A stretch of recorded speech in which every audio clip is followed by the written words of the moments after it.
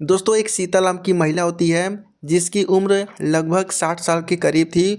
उसके पास कपड़े की 2 दुकान होती है जिसमें कई सारे नौकर काम किया करते थे।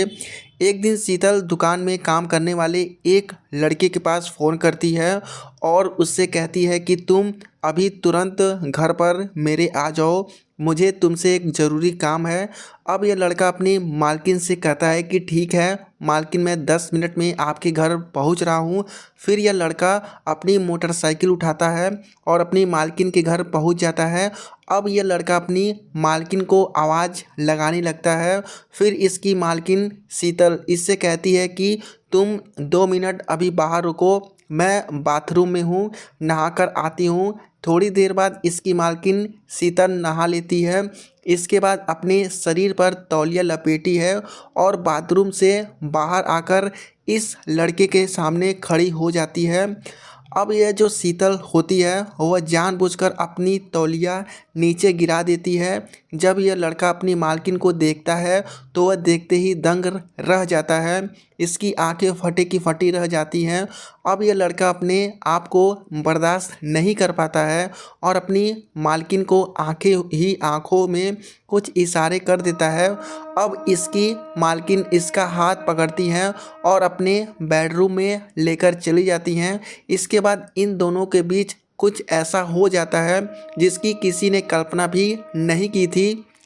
जी हाँ दोस्तों, आज की इस घटना को सुनने के बाद शायद आप लोगों को बहुत बड़ी हैरानी होगी, इसलिए आप लोग इस वीडियो को अंत तक बने रहिएगा क्योंकि इस वीडियो में आपको एक बहुत बड़ी सीख मिलने वाली है। बाकी दोस्तों आप लोगों से एक छोटी सी रिक्वेस्ट है कि वीडियो को लाइक करके चैनल को सब्सक्राइब कर लीजिए और जितना भी हो सके आप लोग इस वीडियो को शेयर करिए। तो दोस्तों चलिए कहानी को शुरू करते हैं। तो दोस्तों ये सच्ची घटना बिहार के एक गांव की है। वहां पर शीतल नाम की एक महिला होती है जो अपने बेटी के साथ रहा करती थी। शीतल की उम्र 60 साल के करीब थी। शीतल देखने में काफ़ी ज़्यादा खूबसूरत होती है। शीतल के पति इस दुनिया में नहीं थे क्योंकि कुछ समय पहले ही इसके पति का देहांत हो चुका था। इसकी बेटी का नाम नेहा होता है। उसकी उम्र 22 साल के करीब होता है। नेहा जवान हो चुकी थी। अब शीतल को नेहा की शादी की चिंता सताने लगी थी। वो सोच रही थी कि जितना जल्दी हो सके वह अपने बेटी नेहा की शादी करा दे, इसलिए इधर उधर नेहा के लिए लड़का तलाशना शुरू कर देती है। 1 महीने के अंदर अंदर शीतल की तलाश ख़त्म हो जाती है जब उसको नेहा के लिए एक लड़का मिल जाता है। उस लड़के का नाम मोहित होता है। अब शीतल अपनी बेटी के साथ उस लड़के के घर पहुंच जाती है। अब शीतल जब उस लड़के को देखती है तो एक ही नज़र में उसे पसंद कर लेती है और नेहा का और मोहित का रिश्ता पक्का करा दिया जाता है। लगभग 2 महीने के अंदर अंदर नेहा और मोहित की शादी करवा दी जाती है। अब नेहा मोहित की दुल्हन बनकर उसके घर पर पहुंच जाती है और अपने ससुराल में बड़े अच्छे से रहने लगती है। अब इधर शीतल घर पर अकेली हो जाती है क्योंकि इसका पति भी नहीं था। और दोस्तों शीतल के अगर हम कारोबार के बारे में बात करें तो इसके पास कपड़े की 2 दुकान थी। दोनों दुकानें काफ़ी अच्छे खासे चल रहे थे और उससे ये काफ़ी सारा पैसे भी ये कमा चुकी थी शीतल। तो दोस्तों हर महीने उनकी लगभग इनकम मान के चलिए लाखों रुपए का था। दोस्तों इस तरीके से 6 महीने का समय गुजर जाता है। अब शीतल की जवानी तूफान मार रही थी। उसको अकेलापन महसूस होने लगा था। घर भी उसको काट खाने को दौड़ने लगा था क्योंकि घर इसके अलावा कोई नहीं था और ना ही उसकी बेटी थी। वो अपने इच्छा को किसी के साथ पूरा नहीं कर सकती थी। तो यहाँ पे दोस्तों वह एक मर्द का सहारा लेना चाहती थी। दोस्तों एक दिन दोपहर का समय होता है। शीतल सब्जी लेने के लिए मार्केट पहुंच जाती है और इधर उधर सब्जी की तलाश करने लगती है। तभी शीतल की नज़र एक लड़के पर पड़ जाती है। इस लड़के का नाम विकास होता है। इसकी उम्र लगभग 22 साल के करीब होती है। यह 6 फुट हट्टा कट्टा जवान लड़का होता है। जब शीतल इस लड़के के पास पहुंच जाती है, अब विकास जब शीतल को देखता है तो देखते ही दंग रह जाता है, क्योंकि उसने अपनी ज़िंदगी में इतनी खूबसूरत औरत नहीं देखी थी। दोस्तों, ये लड़का सब्ज़ी बेचने का काम किया करता था। इसके पास आज बहुत ही कम सब्ज़ी बची थी। अब शीतल इससे कहती है कि इन सब्जियों का क्या रेट है। अब ये लड़का सब्जियों का रेट बता देता है। फिर शीतल उससे कहती है कि तुम्हारे पास जितनी भी सब्जी है तुम सबको पैक कर दो। अब ये लड़का सारे सब्जियों को पैक कर देता है। शीतल उस लड़के को पैसे देती है। फिर शीतल उस लड़के से बातचीत करने लगती है और वह विकास से पूछती है कि तुम यह सब्जी बेचने का काम कितने दिन से कर रहे हो। अब विकास उसको पूरी कहानी बताता है और उससे कहता है कि मेरे घर पर एक बीमार माँ है। मैं 2 महीने से सब्जी बेचने का काम कर रहा हूँ और इसी से अपने परिवार का पालन पोषण करता हूँ। फिर शीतल विकास से कहती है कि तुम्हारे लिए मेरे पास बहुत ही अच्छा काम है। मेरे पास 2 कपड़ों की दुकान है जिसमें नौकर चाकर काम करते हैं। फ़िलहाल मुझे एक नौकर की ज़रूरत है। अगर तुम चाहो तो मेरे पास आकर नौकरी कर सकते हो। मैं तुम्हें अच्छी खासी सैलरी भी दे सकती हूँ। अब विकास उसकी बात मान जाता है और उससे कहता है कि मैं नौकरी करने के लिए तैयार हूँ। फिर उससे शीतल कहती है कि कल सुबह 10 बजे मेरे घर आकर मिलो। फिर शीतल उस लड़के को अपनी एड्रेस देती है और वहाँ से चली जाती है। दोस्तों, अगले दिन सुबह 10 बजे के करीब शीतल विकास विकास शीतल के घर पहुंच जाता है। फिर शीतल से बातचीत करने लगता है। अब शीतल इसे सैलरी भी बता देती है कि कितने पैसे इसको मिलेंगे नौकरी करने के लिए। जब विकास नाम का जो लड़का होता है वो इसकी बात को मान जाता है। थोड़ी देर बाद शीतल उसके सामने एक और शर्त रख देती है और उससे कहती है कि तुम्हें अपने घर जाने की ज़रूरत नहीं है। तुम मेरे घर पर ही रह सकते हो, क्योंकि मेरा जो मकान है वो काफ़ी बड़ा है और काफ़ी सारे कमरे खाली हैं। तुम यहीं रहकर नौकरी कर सकते हो। यहाँ तुम्हें कोई दिक्कत का सामना नहीं होगा। अब विकास उसकी यह शर्त मान जाता है और उससे कहता है कि ठीक है मैडम, मैं यहीं रहकर अपना नौकरी कर सकता हूँ। दोस्तों, विकास शीतल के घर पर रहने लगा था। वहीं पर रहकर नौकरी करने लगा था। इस तरीके से लगभग 15 दिन का समय गुजर जाता है। अब शीतल की जवानी तूफान मारने लगी थी। वह अपने आप को रोक नहीं पा रही थी, अपने आप को बर्दाश्त नहीं कर पा रही थी।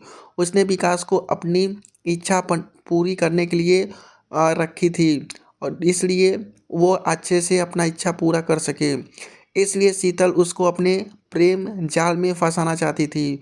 दोस्तों, एक दिन शीतल अपना फ़ोन उठाती है और विकास को फ़ोन लगा देती है और उससे कहती है कि तुम तुरंत अभी मेरे घर आ जाओ, मुझे तुमसे एक बहुत ज़रूरी काम है।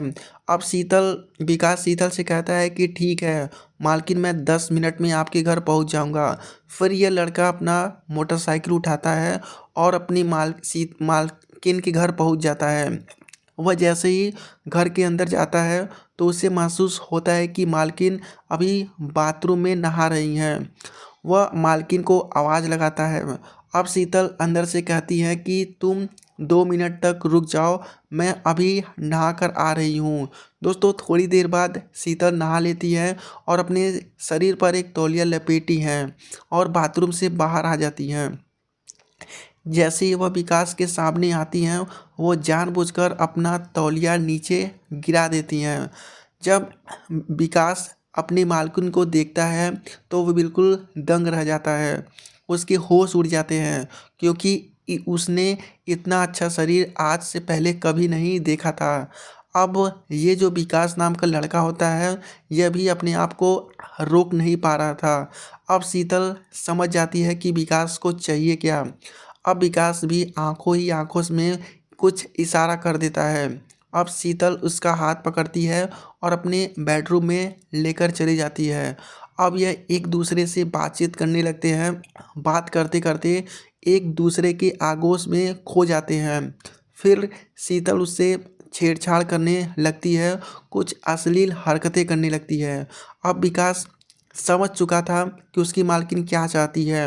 फिर ये दोनों बिल्कुल निर्वस्त हो जाते हैं। अब विकास अपने मालकिन से संबंध बनाने लगता है। वह इतनी ज़ोरदार तरीके से संबंध बनाता है कि शीतल की हालत बिल्कुल ख़राब हो जाती है। अब शीतल भी विकास का भरपूर साथ दे रही थी। आज से उसे वह चरम सुख कभी नहीं मिला था जो उसे पहले ना भी मिला था।